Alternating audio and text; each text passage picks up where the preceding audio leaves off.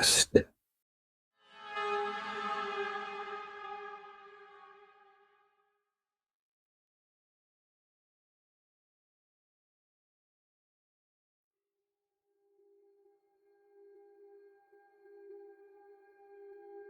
The small, quaint village of Whitmore was draped in fog the night Emily arrived.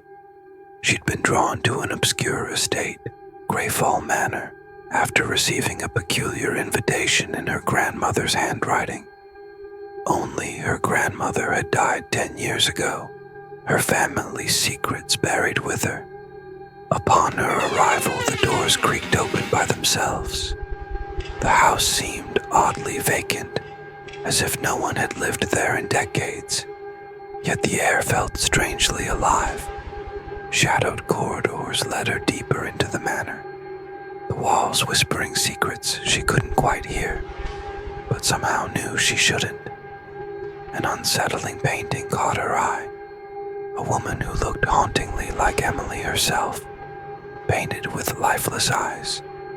As she stared, she thought she saw the painted eyes shift, watching her, as if something were waiting for her to look away.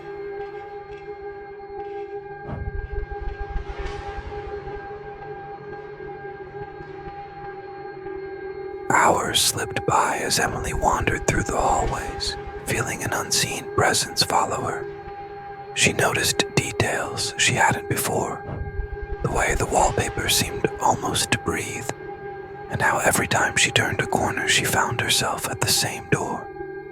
Each room was furnished, though dusty and aged, yet certain items seemed untouched by time. A child's toy, a comb, a single, crumbling photograph of her grandmother as a young girl. Voices echoed softly from nowhere, murmuring her name, welcoming her, as if they'd been expecting her for a very, very long time. Then she found a small, leather-bound book on a side table, embossed with a strange symbol she didn't recognize.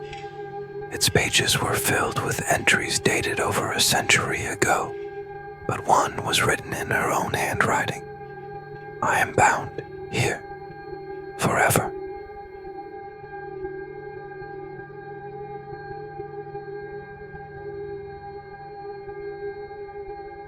Exhausted, Emily lay down on an antique bed in one of the rooms. As she closed her eyes, she slipped into a dream, or what felt like a dream. She was back in Whitmore Village, only it looked different, older, and shrouded in mist and despair.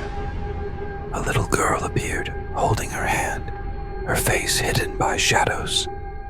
The girl guided her to a burial site marked with an unnamed stone. Emily's heart raced as she noticed the emblem on the grave matched the symbol in the leather book. The girl whispered, "You must remember, Emily." When she awoke, the girl was at the foot of her bed, staring at her with hollow eyes, her voice echoing in Emily's mind. "Don't forget me this time."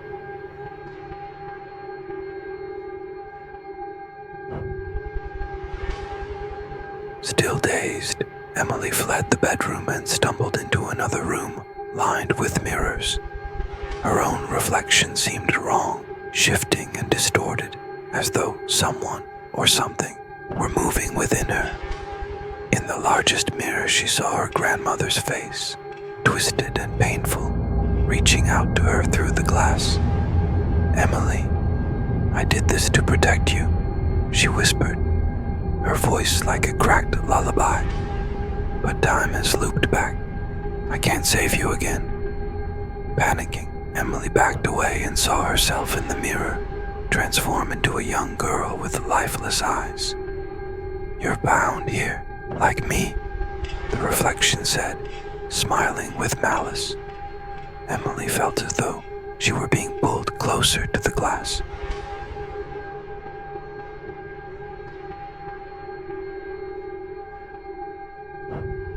Frantic, Emily retraced her steps through the manor, hoping to find an exit.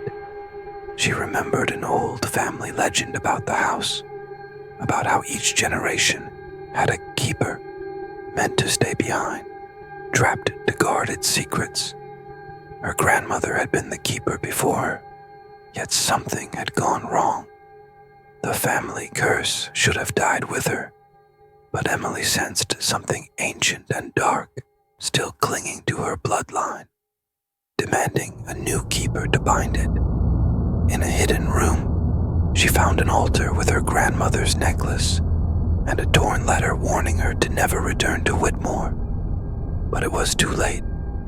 By entering Greyfall Manor, she'd already accepted her fate.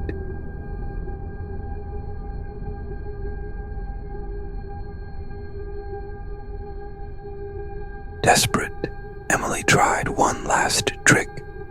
She began to write in the leather-bound book, recording her memories to avoid being forgotten like the others. As she wrote, she felt her identity slipping, her own thoughts blending with those of the girl in her dreams. When she looked up, her reflection in the window was no longer her own. It was the girl again, now a mirror image of herself, whispering her name. "You are me, Emily. You always have been. We're two halves of the same soul." Emily realized with horror that the girl wasn't just a ghost. She was herself, a fractured part of her spirit left behind by her grandmother's failed ritual. The two Emilys were one, bound by the curse of Greyfall Manor.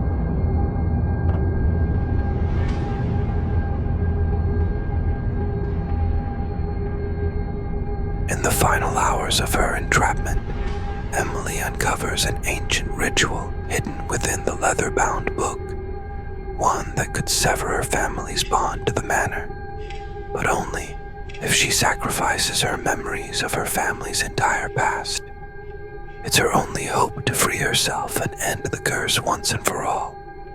Emily makes the painful choice, erasing everything she's ever known about her grandmother, her family, and the manor's dark secrets.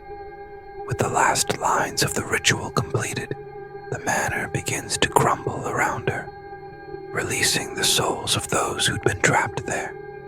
As Emily escapes into the dawn, she feels a sense of peace, but an emptiness, as if part of herself is missing. Yet she's finally free, and Greyfall Manor fades into memory, breaking the cycle of the hollow guest forever.